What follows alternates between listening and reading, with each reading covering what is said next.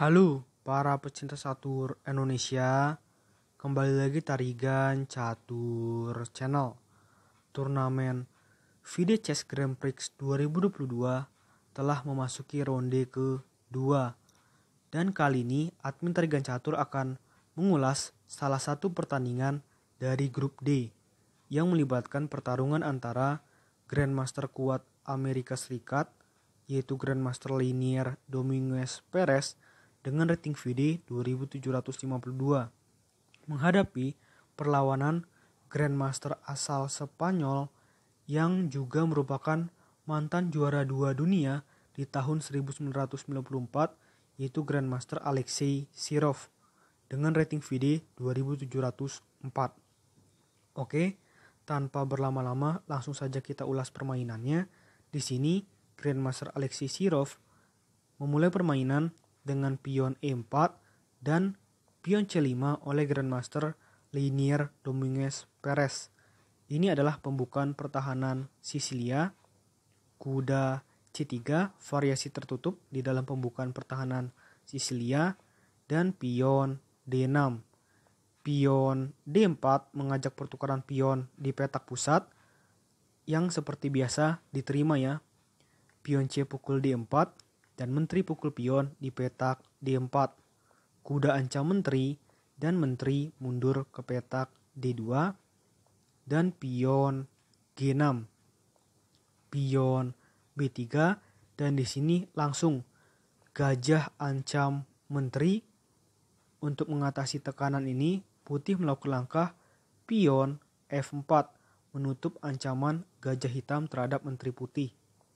Kuda F6 dan gajah B2, rokade pendek oleh hitam dan rokade panjang oleh putih.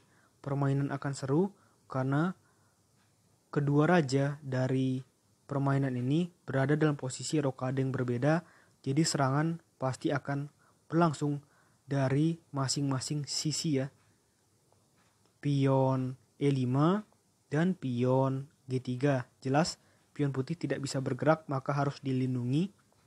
Benteng E8 dan raja B1, kuda D4 dan gajah G2, gajah G4 ancam benteng dan benteng F1, pion D5 dan pion H3 ancam gajah sehingga gajah hitam harus mundur ke petak E6 dan pion G4. Di sini sangat berbahaya pion-pion putih, oleh karena itu harus segera dihilangkan oleh hitam.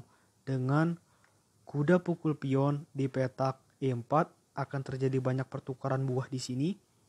Kuda pukul kuda, pion pukul kuda, dan gajah pukul pion.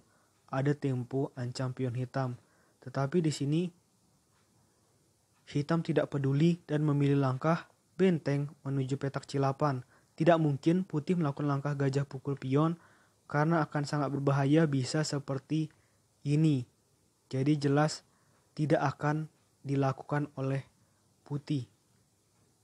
Oleh karena itu di sini menteri pindah ke petak D3 dan menteri A5, pion F5 dan gajah D5, benteng H2, gajah pukul gajah di petak E4 dan menteri pukul gajah di petak E4, kuda B5 dan menteri pukul pion di petak B7. Ini langkah kurang akurat karena nantinya akan memudahkan hitam untuk memberondong ya, untuk melancarkan serangan ke pertahanan putih. Kuda D6 ancam menteri dan menteri mundur ke petak F3, pion E4 dan menteri D1. Ini langkah blunder pertama dari putih dan tentu akan dimaksimalkan dengan baik oleh hitam.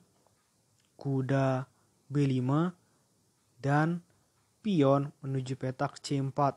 Mungkin kesalahannya jadi seperti itu ya, karena ada kuda dengan tempo skak ster sehingga gajah yang menjadi komponen utama dalam pertahanan harus hilang. Gajah pukul kuda dan menteri pukul gajah. Jadi itu mengapa langkah menteri menuju petak D1 tadi menurut analisa komputer adalah kesalahan.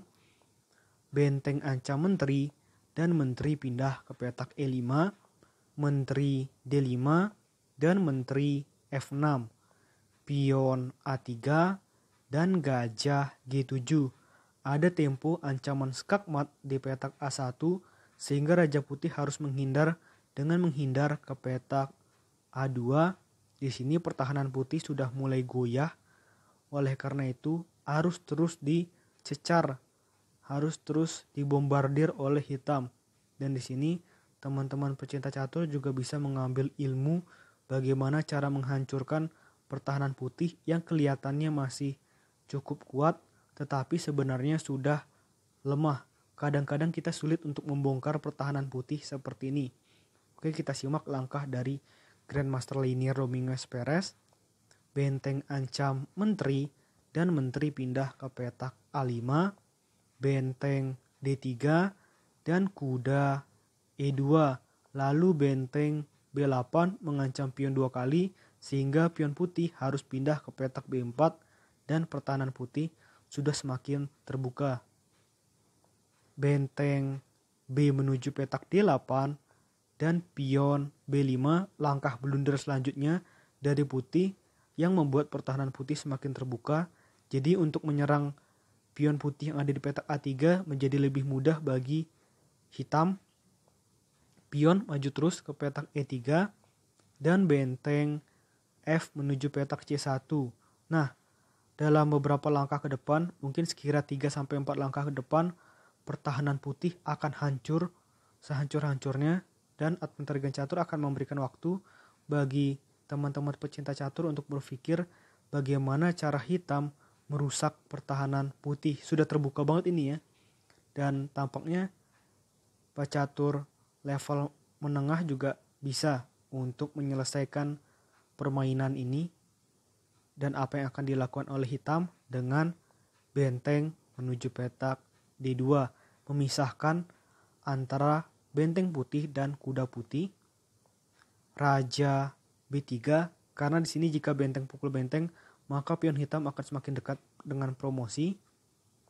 Benteng skak dan benteng putih menutup. Ini sebenarnya sudah hancur ya. Menteri hitam pindah ke petak D6.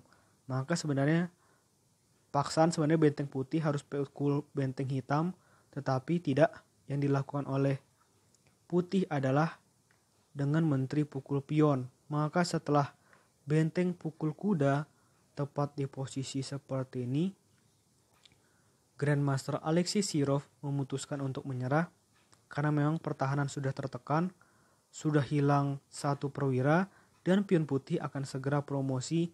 Jadi memang pertahanan putih sudah hancur-hancuran di sini. Oke.